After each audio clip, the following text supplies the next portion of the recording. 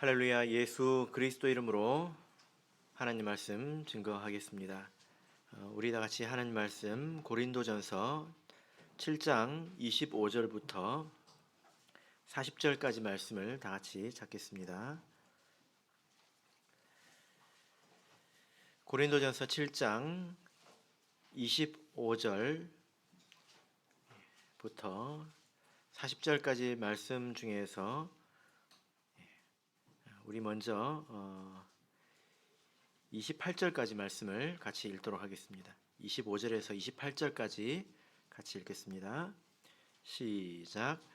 처녀에 대하여는 내가 주께 받은 계명이 없으되 주의 자비하심을 받아서 충성된 자가 되어 의견을 구하노니 내 생각에는 이것이 좋으니 곧 임박한 환난을 인하여 사람이 그냥 지내는 것이 좋으니라. 내가 아내에게 매었느냐 노기를 구하지 말며 아내에게서 노였느냐 아내를 구하지 말라. 그러나 장가 가도 죄 짓는 것이 아니요 처녀가 시집 가도 죄 짓는 것이 아니로되 이런 이들은 육신의 고난이 있으리니 나는 너희를 아끼노라. 아멘. 네, 오늘 이 시간은 충성된 자의 의견이라는 제목으로 하나님 말씀을 증거하겠습니다. 여러 차례 여러분에게 이제 말씀을 드렸는데요. 우리가 지금 기독교를 믿고 있지 않습니까? 이 세상에 있는 여러 종교 가운데서 기독교의 가장 큰 특징을 꼽으라면 기독교는 계시의 종교이다, 이렇게 말할 수가 있습니다. 기독교는 계시의 종교입니다. 그러나 반면에 불교는 성찰의 종교이죠. 이것은 무슨 말이냐면 진리를 얻는 방법이 다르다는 것입니다. 불교는 성찰을 통해서 얻는 것이고 기독교는 계시를 통해서 얻는다는 거예요. 그래서 불교 가면 스님들이 뭐 합니까? 스스로 뭐 불교에도 기도하고 기독교 교회 와도 기도하니까 뭐 비슷한 것 아니냐 이렇게 생각하지만 완전히 다릅니다. 완전히 다릅니다. 불교는 스스로 생각하고 사고해서 진리를 깨달으려고 스스로 진리를 찾으려고 노력하는 거죠. 그런데 기독교는 그렇지 않습니다. 기독교는 하나님이 택하신 사람에게 하나님께서 진리를 가르쳐 주십니다. 이게 바로 계시라는 것입니다. 자, 누가복음 10장을 보겠습니다. 누가복음 10장 20절, 21절 같이 읽겠습니다.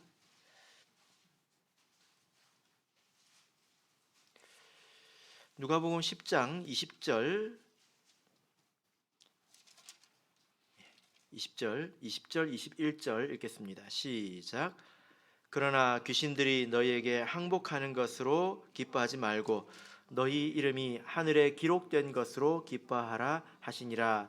이때에 예수께서 성령으로 기뻐하사 가라사대 천지의 주제이신 아버지여 이것을 지혜롭고 슬기 있는 자들에게는 숨기시고 어린 아이들에게는 나타내심을 감사하나이다.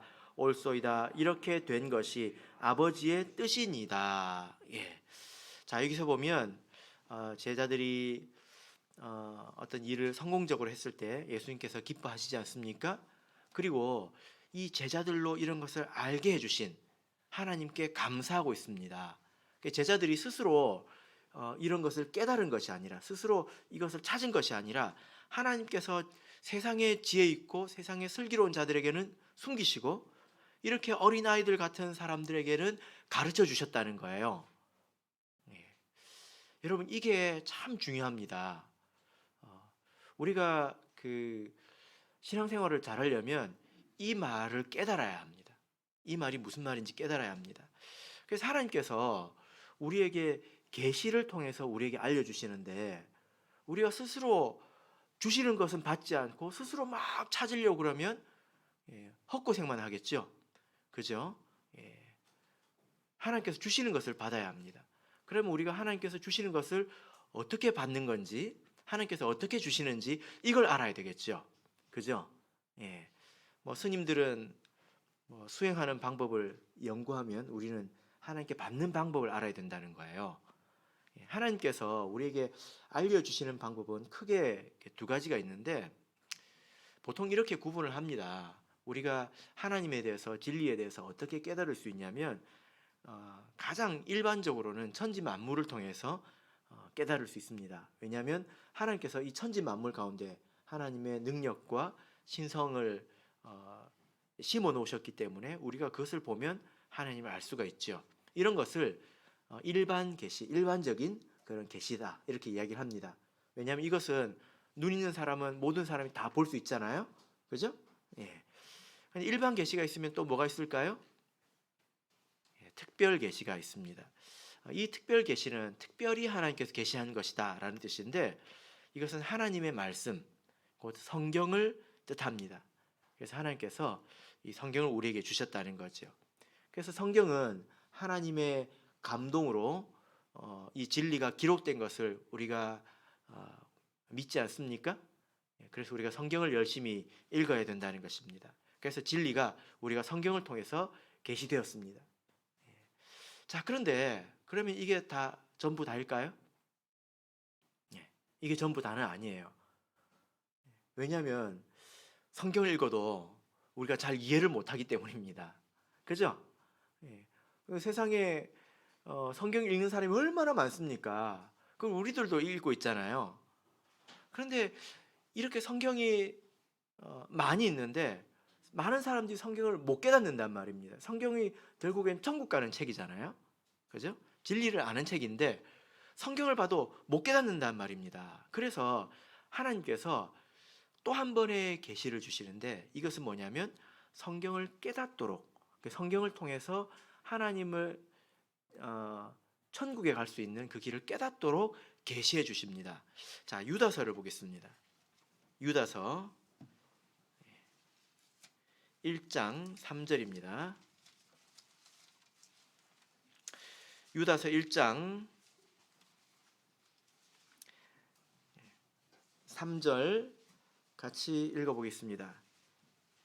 유다서 1장 3절 시작. 사랑하는 자들아, 내가 우리의 일반으로 얻은 구원을 들어 너희에게 편지하려는 뜻이 간절하단 차에 성도에게 단번에 주신 믿음의 도를 위하여 힘써 싸우라는 편지로 너희를 권하여야 할 필요를 느꼈노니. 자, 여기 보면 단번에 주신 도라고 말하고 있습니다.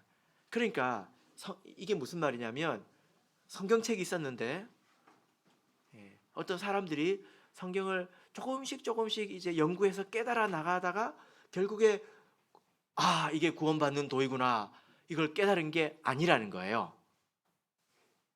하나님께서 구원받을 수 있는 그 진리를 단번에 한 번에 주셨다는 것입니다. 사람들에게 주셨다는 거예요. 그 진리를 받고 성경을 보니까 성경이 그렇게 되어 있는 거예요. 방향이 이렇습니다. 아시겠죠? 그죠? 이게 우리 참예수교의 역사와 일치합니다. 우리 참예수교회가 이렇게 생긴 것이 어떤 사람들이 성경을 통해서 깨달아서 생긴 게 아니에요. 이것은 불교 이야기입니다. 하나님께서 그 사람에게 가르쳐 줬습니다. 그리고 성경을 보니까 그렇게 돼 있어요. 그래서 하나님께서 어떤 사람을 택하시고 그 사람이 구원받을 수 있는 온전한 진리를 한 번에 다 주시고 계시로 알려주셨습니다. 그때는 그게 무슨 말인지도 잘 몰랐어요. 그냥 그렇게 받은 거예요. 세례는 죄사함이 있다. 그냥 받은 거예요.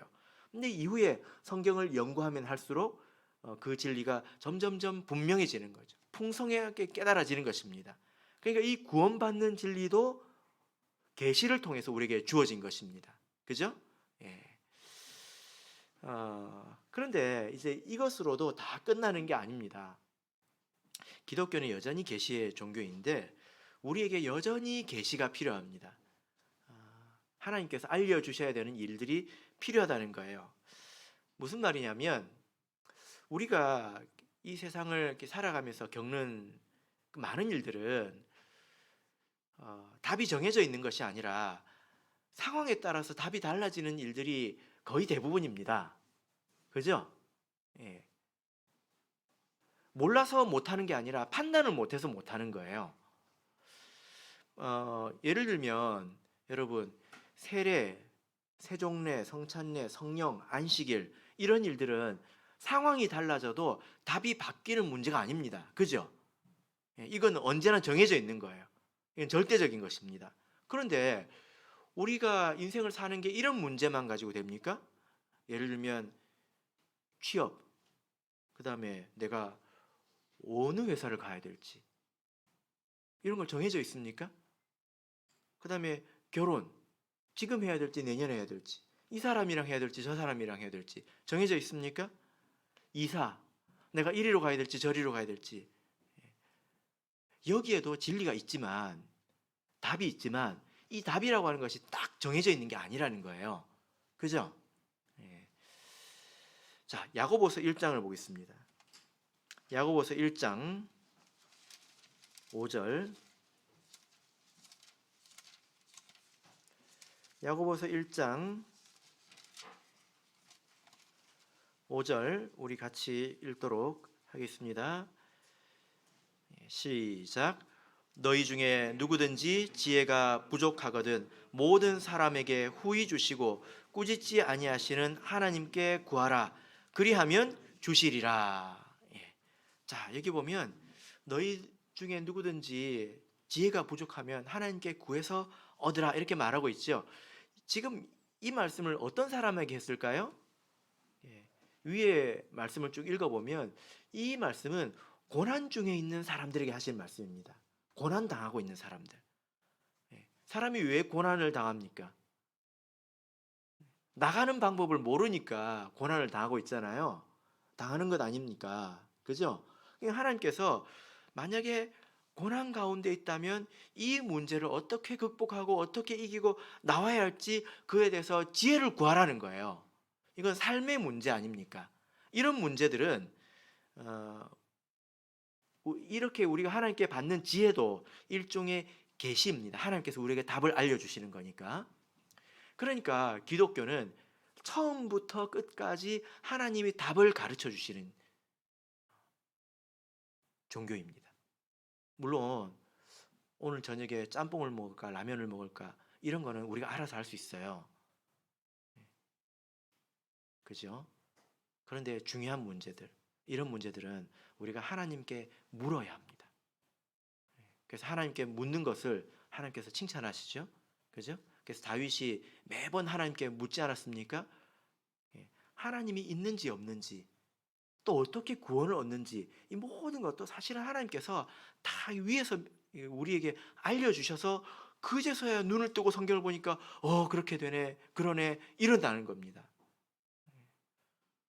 일반 이제 기독교계에도 성경을 밤낮으로 보는 사람들 얼마나 많은지 모릅니다.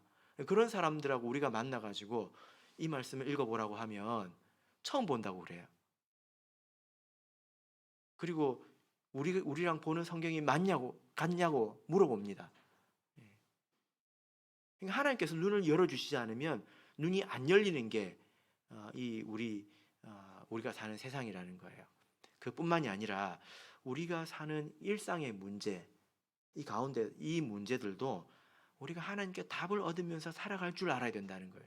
이게 기독교 신앙생활을 하는 것입니다.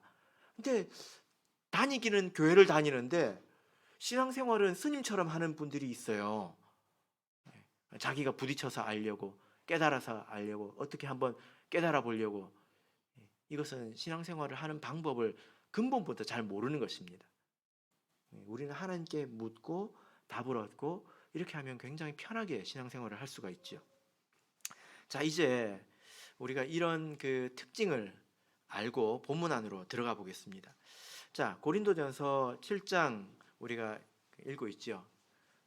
영은회를 치르고 또 저도 영은회를 다녀오고 하면서 좀 이렇게 띄엄해서 말씀을 듣고 있지만 아직 7장에 있습니다. 자, 7장에서는 바울 사도가 고린도 교회가 묻는 질문에 대해서 답을 하고 있는데 특별히 이 7장은 결혼과 관계된 문제에 대해서 해답을 주고 있습니다. 그래서 7장 첫 번째 부분을 보면 부부 사이의 어떤 동침의 문제, 그리고 또 이혼하려고 하는 사람들의 문제, 그리고 결혼을 안 하려고 하는 문제, 이런 문제들에 대해서 바울 사도가 답을 하고 있는 것입니다. 자, 이제 마지막 남은 문제가 결혼을 해야 되냐 말아야 되냐 이 문제입니다. 원래 마지막에 나오는 문제가 제일 어렵죠. 시험을 쳐보면 그 제일 뒤에 있는 문제가 제일 어렵잖아요.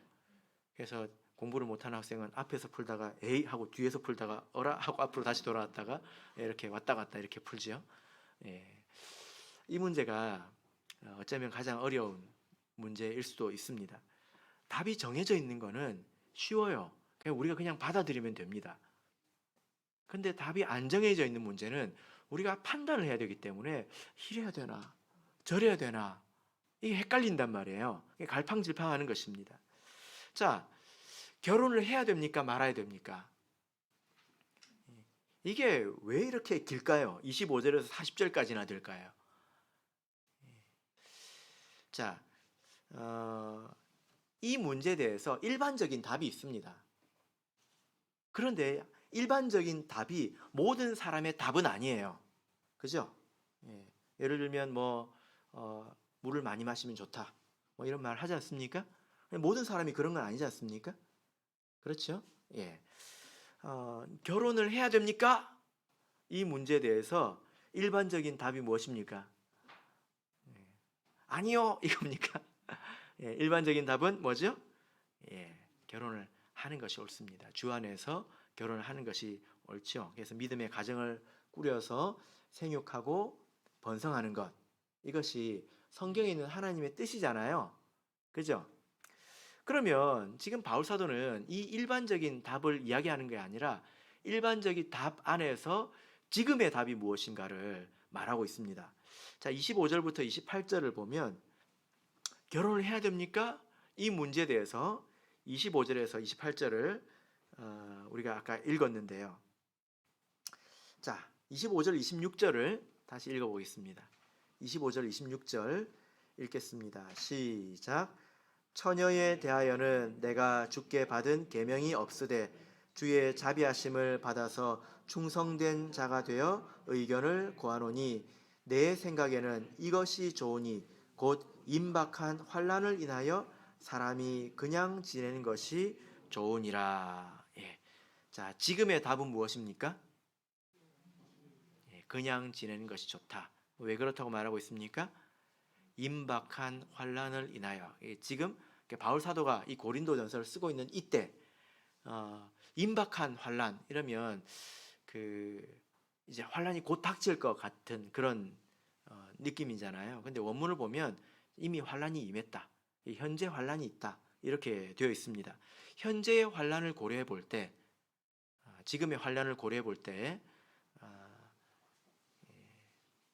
그냥 지내는 것이 좋다는 것입니다.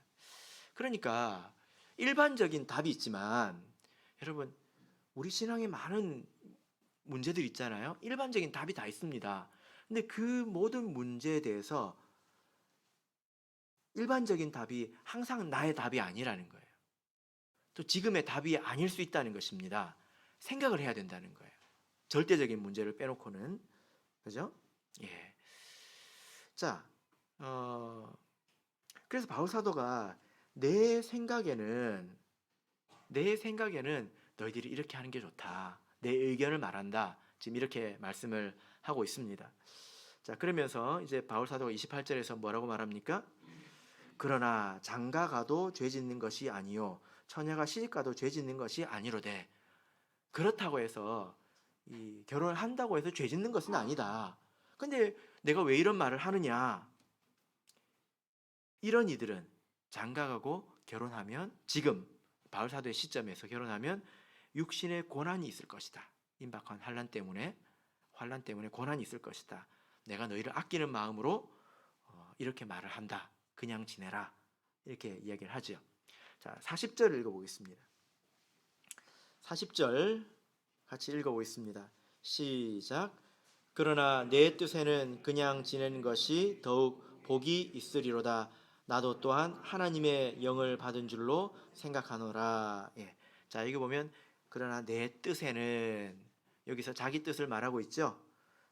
이 뜻도 원문으로 보면 25절에 의견과 동일한 단어입니다. 그래서 내 생각에는 그냥 지내는 것이 더욱 복이 있다, 이렇게 말하고 있습니다. 자, 그래서 25절 그리고 끝절인 40절이 동일한 그 표현이죠, 그죠? 예, 그렇습니다. 자, 그래서 여기 이제 보면 우리가 이 말씀을 통해서 우리가 깨달을 수 있는 것이 뭐냐면 하나님의 계시가 어떻게 임하는가, 이 점을 우리가 생각해 볼 수 있습니다. 기독교는 계시의 종교라고 했죠, 그죠? 예. 여러분들이 믿고 있는 세례 성령 안식일은 어떤 사람이 성경을 연구해 가지고 발견한 게 아니라 어떤 사람이 하나님께 그냥 음성으로 들어서 깨달은 거예요. 그걸 우리가 전해받은 것입니다. 계시로 우리가 지금 생명을 얻었다는 거예요. 생활 속에 이런 문제도 계시를 받을 수 있어야 된다는 거예요. 자, 여러분, 보통 우리가 계시 그러면 무엇을 생각하게 됩니까? 어떤 방식을 생각합니까? 뭐 꿈이나 뭐 환상이나 어떤 음성을 듣는 것이나 뭐 이런 걸 생각을 하죠. 그리고 아주 특별한 문제에 대해서 이렇게 생각을 합니다. 그런데 그럴 수도 있습니다. 뭐 그런 것도 계시이죠.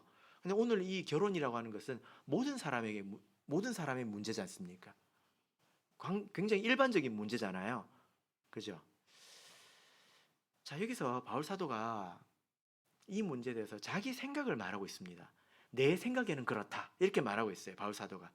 그래서 우리가 25절부터 26절까지를 보면 내 생각에는 지금 이러니까 이렇게 하는 게 좋을걸? 이렇게 말하고 있는 거예요, 바울 사도가. 그죠? 예, 마치 상담하는 것 같습니다. 상담이라고 하는 것은 뭐 어떤 그 절대적인 문제는 아니잖아요. 보통 상담을 이렇게 요청하시는 문제는 절대적인 문제가 아닙니다. 목사님, 제가 천국을 가려면 세례를 받아야 될까요? 안 받아야 될까요? 이런 문제 가지고 안 묻는다는 말이에요. 그죠? 한번 생각해 보십시오. 여러분, 누가 여러분에게 내 생각에는 이러이러해서 이렇게 하는 게 좋을걸? 라고 말하면 여러분 들으시겠습니까? 예를 들어 이제 결혼의 문제. 결혼은 또 중대한 문제지 않습니까? 그래서 결혼 안 하는 게 좋을 텐데요? 라고 말하면 여러분 들으시겠습니까?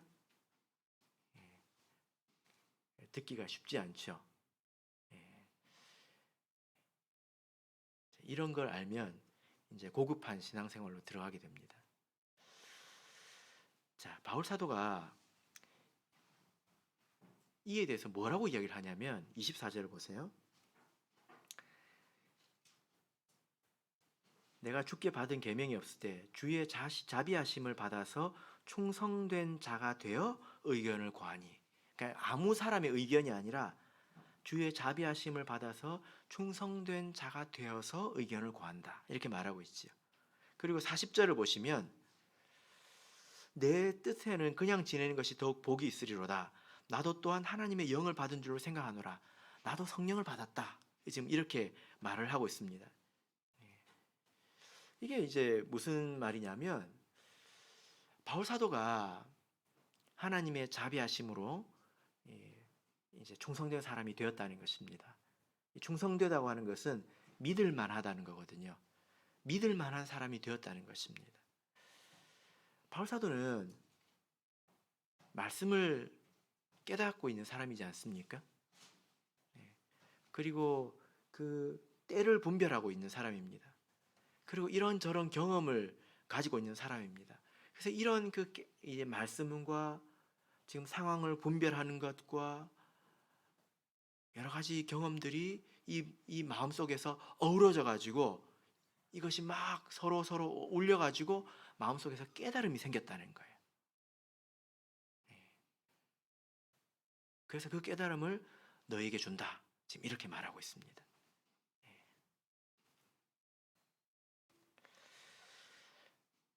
바울 사도는 조금 더 자세히 말씀을 드리자면, 바울 사도는 때를 분별하는 사람입니다.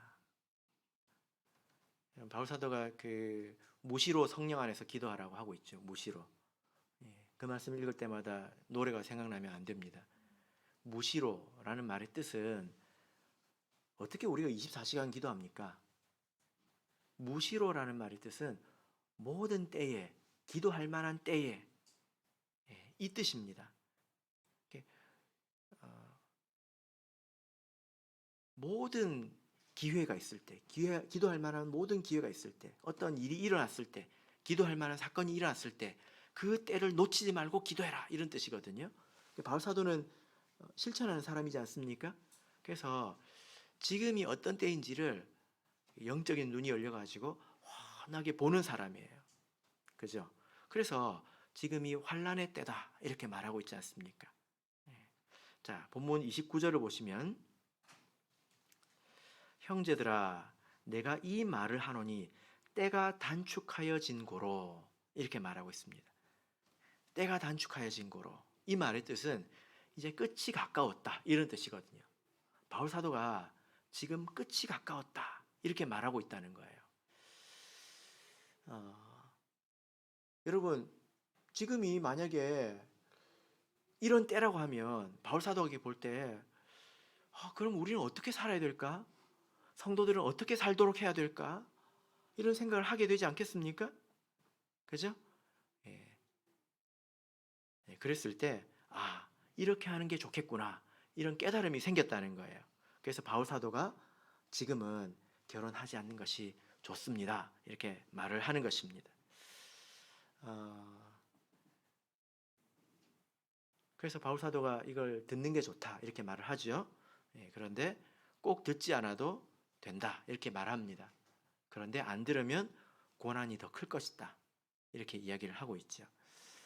여러분, 여기서 보면 지금 바울 사도가 자기 생각을 이야기하고 있지 않습니까? 근데 그게 성경이 되었어요.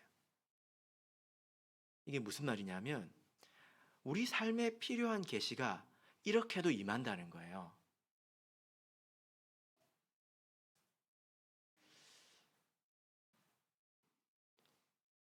무슨 말입니까? 우리가 하나님 말씀을 깨닫고 내가 상황을 이해하면 이 둘이 만나죠. 그래서 지금 내가 어떻게 해야 되는지에 대해서 내가 판단을 하게 됩니다. 그죠? 그래서 이것은 여러분들이 스스로 할 수 있습니다. 지금 때를 분별하고 여러분에게 하나님의 말씀이 있으면 이 마음에서 어느 날 샛별이 떠오를 것입니다. 그래서 이제 베드로가 샛별이 떠오를 때까지, 이런 표현을 하지요. 샛별이 떠오른다는 말은 무슨 말입니까? 샛별은 이제 동이 트기 전에 뜨는 별이지 않습니까? 이제 밝아온다는 거예요. 하고 내가 밝게 모든 걸 알게 되는 것을 말합니다. 하고 알게 되는 걸 말해요. 하나님이 우리 마음을 통해서 그렇게 계시를 해주신다는 거예요. 그리고 충성된 자의 생각을 듣는 것으로 계시가 임한다는 것입니다.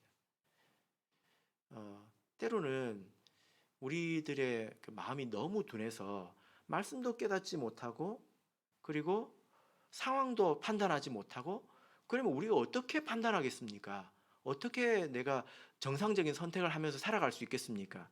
그럴 수 없죠. 그죠?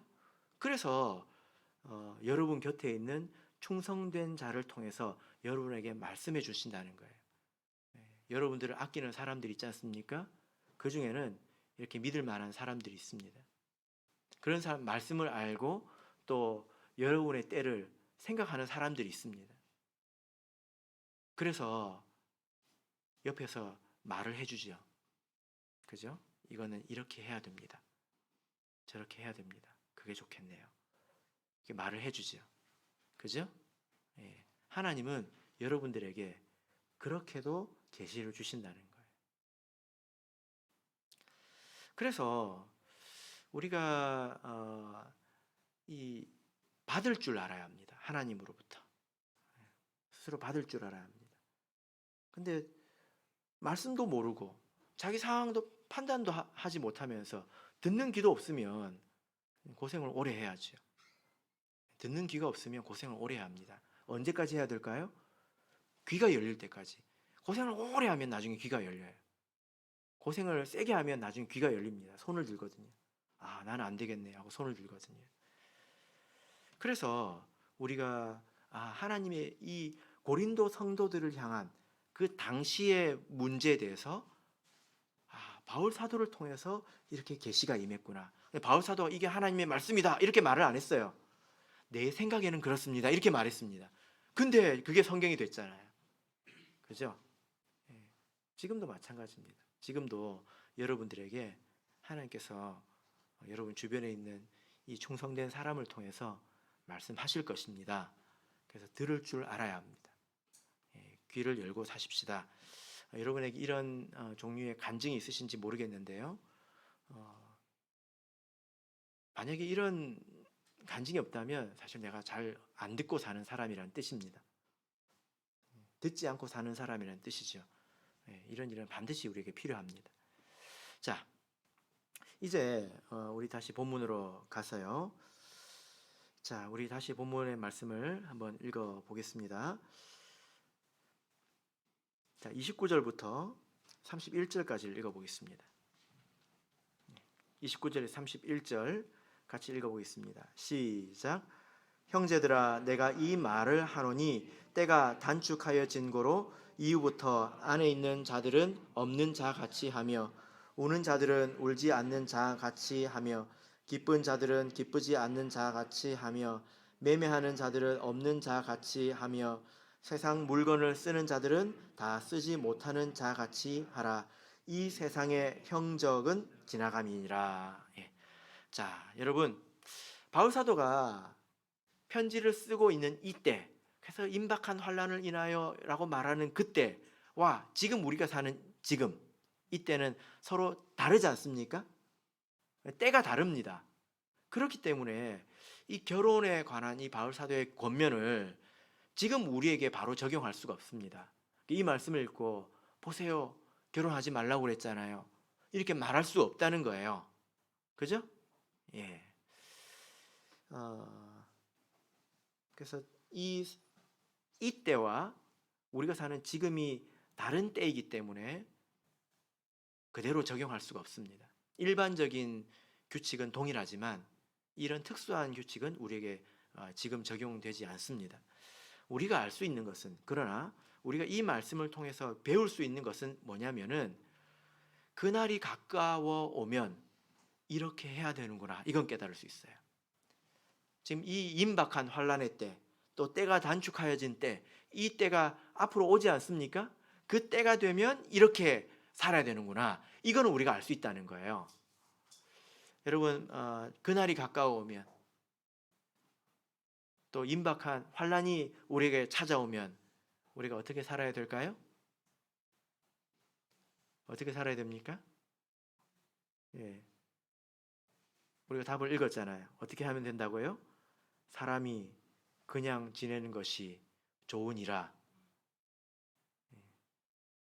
옛날에 다미 선교회 기억나십니까? 예수님 재림한다고 집도 팔고 차도 팔고, 92년도인가 아마, 그죠?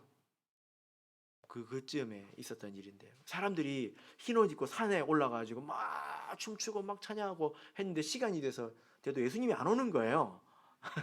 그렇죠? 이게 그 사람의 어떤 본능인 것 같습니다.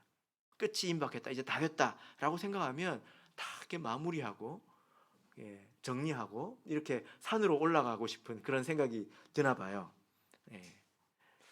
성경은 뭐라고 말하고 있습니까? 그냥 지내는 것이 좋다. 그래서 여러분들도 혹시 여러분들이 환란이 왔구나, 이제 때가 임박했구나 그러더라도 집 팔지 마시고 그냥 지내십시오. 아시겠죠? 집이 없으면 집을 사지 말고 그냥 지내셔야 됩니다. 그때 돼가지고 집 사도 집값이 안 오릅니다. 자, 바울은 이 당시에 환란의 때라고 이렇게 인식을 했습니다. 환란의 때고, 그리고 끝이 가까웠다 이렇게 생각을 했죠. 근데 지금 2000년이 지났잖아요. 그럼 바울의 이렇게 깨달음이 틀린 것입니까? 우리가 성경을 보면 바울 사도가 처음에 어떻게 생각했냐면 곧 예수님이 오실 것처럼 생각했던 것 같아요. 초창기에는. 그런데 후로 갈수록 뒤로 갈수록 그게 아니구나 이걸 알았던 것 같습니다. 그래서 바울 사도도 말년에는 그냥 지내던 대로 지냅니다. 그렇게 지내요. 디모데 후서에 나오죠.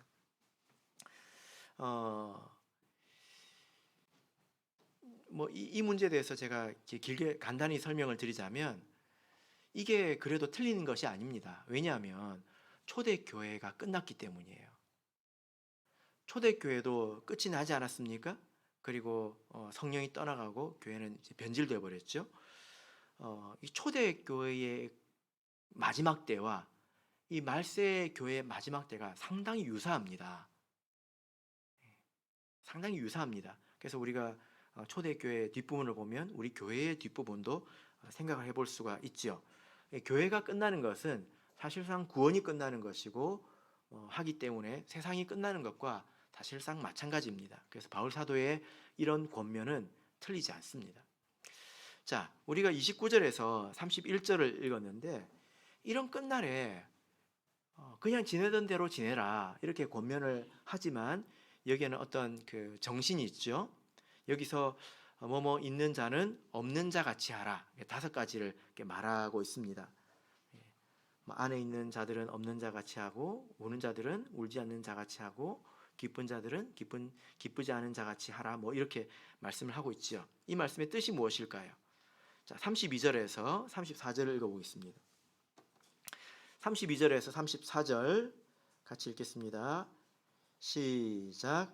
너희가 염려 없기를 원하노라. 장가가지 않은 자를 주의를 염려하여 어찌하여야 주를 기쁘시게 할꼬 하되 장가간 자는 세상 일을 염려하여 어찌하여야 아내를 기쁘게 할꼬 하여 마음이 나누이며 시집가지 않은 자와 처녀는 주의 일을 염려하여 몸과 영을 다 거룩하게 하려 하되 시집간 자는 세상 일을 염려하여 어찌하여 남편을 기쁘게 할꼬 하느니라. 예. 자, 여기서 그 정신을 말하고 있는데 끝날이 다가올수록 마음이 나뉘는 일을 만들지 말아야 된다는 겁니다. 끝날이 다가올수록 마음에 염려가 없어야 되고 미련이 없어야 된다는 거예요. 이 세상에 대한 미련이 없어져야 된다는 것입니다. 그냥 지내던 대로 지내면서 마음에 미련이 없어져야 된다는 거예요. 여러분, 하나님의 나라는 마지막 때가 되면 급속히 완성이 됩니다. 이 완성이 된다고 하는 것은 성숙한다는 거거든요. 급속히 성숙합니다. 지금은 만약에 이렇게 하나님 나라가 급속히 성숙하는데 마음에 염려와 미련이 있으면 못 따라갑니다. 교회가 성장하는 속도를 못 따라가고 결국 교회랑 떨어지게 됩니다. 그게 무슨 말이냐면요. 여러분 피난을 가는 것을 한번 생각해 보십시오. 만약에 지금 저기서 북한이 쳐들어오고 있다. 쳐들어오는데 한 달이 걸린다.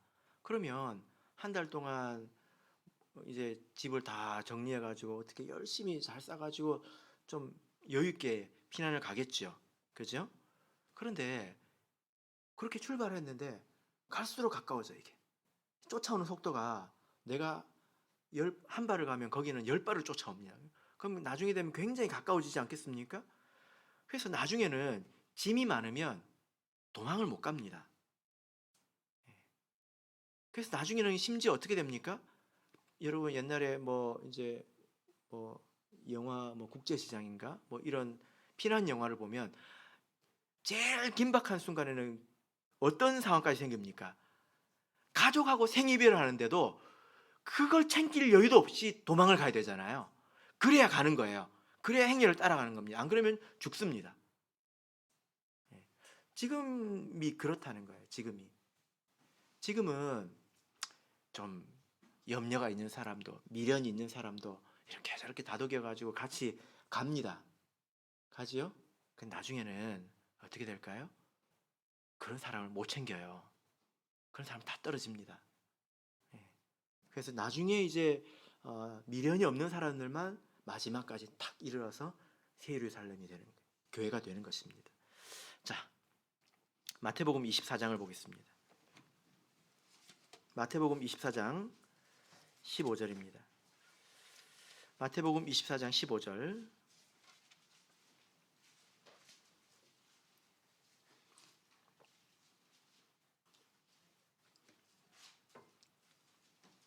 마태복음 24장 15절 읽겠습니다. 시작. 그러므로 너희가 선지자 다니엘의 말한 바 멸망에 가증한 것이 거룩한 곳에 선 것을 보거든. 예. 자, 이것은 멸망에 가증한 것이 선다는 것은 말세 우리 참예수교회의 미래에 일어날 역사 가운데서 굉장히 어떤 주요한 하나의 사건을 말합니다. 이걸 본다면 그때는 이제 환란이 왔다는 거예요. 그러면 어떻게 해야 됩니까? 16절 17절 읽겠습니다. 시작. 그때에 유대에 있는 자들은 산으로 도망할지어다. 지붕 위에 있는 자는 집 안에 있는 물건을 가질러 내려가지 말며. 예. 18절. 밭에 있는 자는 겉옷을 가질러 뒤로 돌이키지 말지어다. 지금 이런 신호를 본다면 해야 되는 게 뭐라고 말하고 있습니까? 미련을 버리라는 거예요. 미련, 마음속에 미련을 가지고 있으면, 욕심을 품고 있으면 안 된다는 것입니다. 그죠? 예. 집에서, 지붕에서 집까지 다녀오는데 얼마나 걸립니까? 밭에서 내가 일을 하려고 겉옷을 벗어놨습니다. 그게 뭐 1km, 2km 떨어져 있는 게 아니잖아요. 밭 저기 있잖아요. 근데 그것도 가지러 가지 말고 바로 그냥 가라는 거예요. 산으로 바로. 이것은 절대로 미련이 눈꼽만큼도 없어야 된다고 이야기를 하는 것입니다.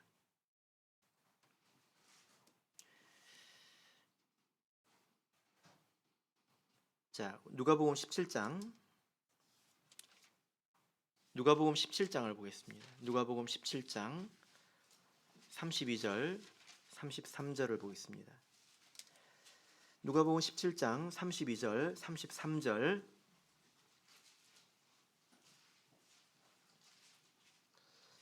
읽겠습니다. 시작. 롯의 처를 생각하라. 무릇 자기 목숨을 보존하고자 하는 자는 잃을 것이요 잃는 자는 살리라. 예. 자, 여러분, 롯의 처를 기억하십니까? 소돔과 고모라 때에 도망하다가 뒤를 돌아봐서 소금 기둥이 됐잖아요.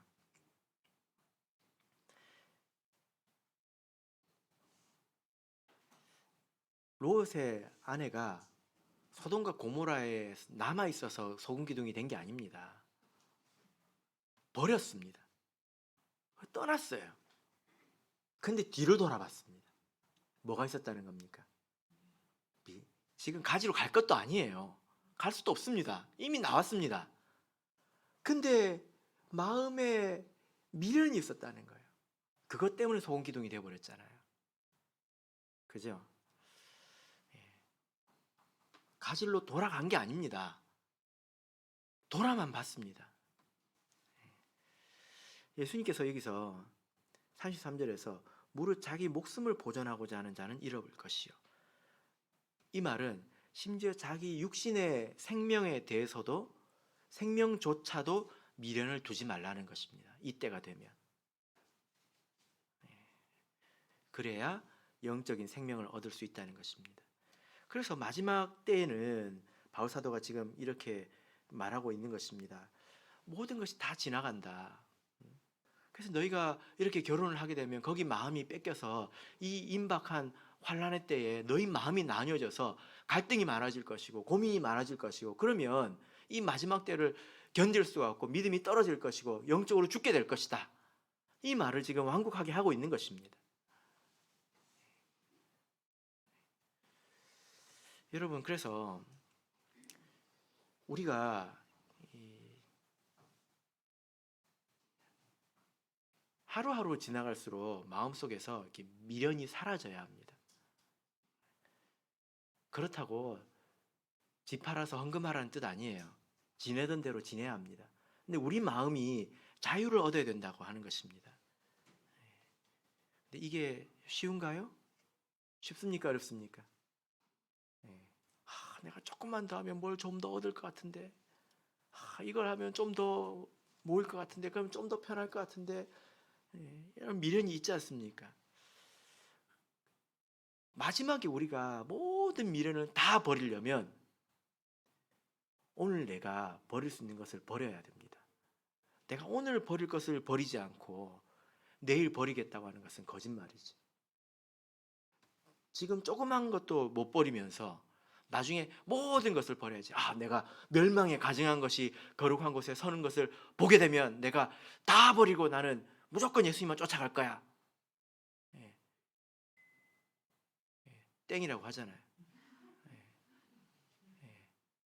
땡입니다. 절대로 그럴 수 없습니다. 절대로 그럴 수가 없습니다. 사람은 그렇게 되지 않습니다. 지금은 우리가 손잡고 가고 있는 상황이죠. 그러나 임박한 때가 되면 롯이 자기 아내도 돌아보지 못하고 갔습니다. 모르겠습니다. 롯의 아내가 비명이라도 질렀는지. 롯이 자기 아내면 자기 한 육체이지 않습니까? 그도 돌아보지 못하고 갔다는 거예요.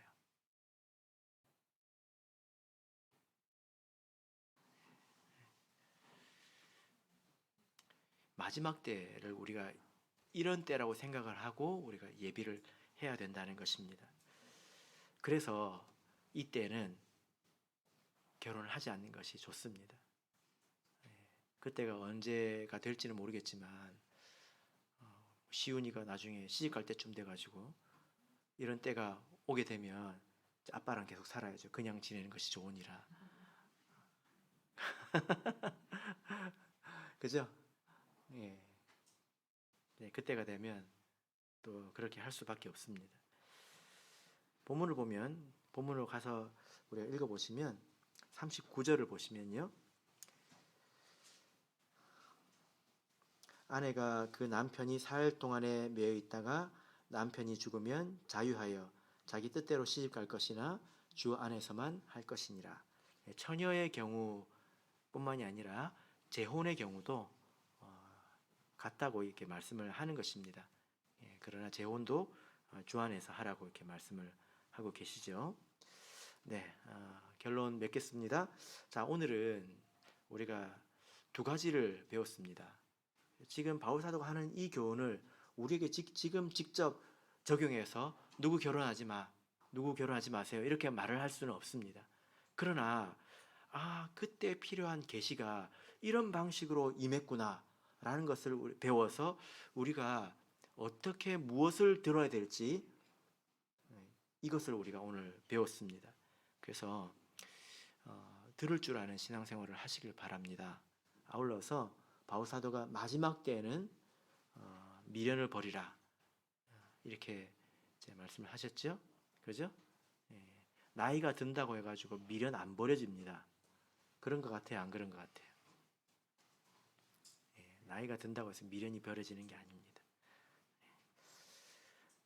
오늘 버릴 수 있는 것을 마음에서 내려놓으시고 내일도 내려놓으시고 마지막에는 모든 것을 내려놓으시고 하늘 가는 것이 참으로 이제 가볍게 갈 수 있도록 여러분 자기 자신을 예비하시기를 예수 그리스도 이름으로 축복합니다. 우리 다 같이 찬송하겠습니다.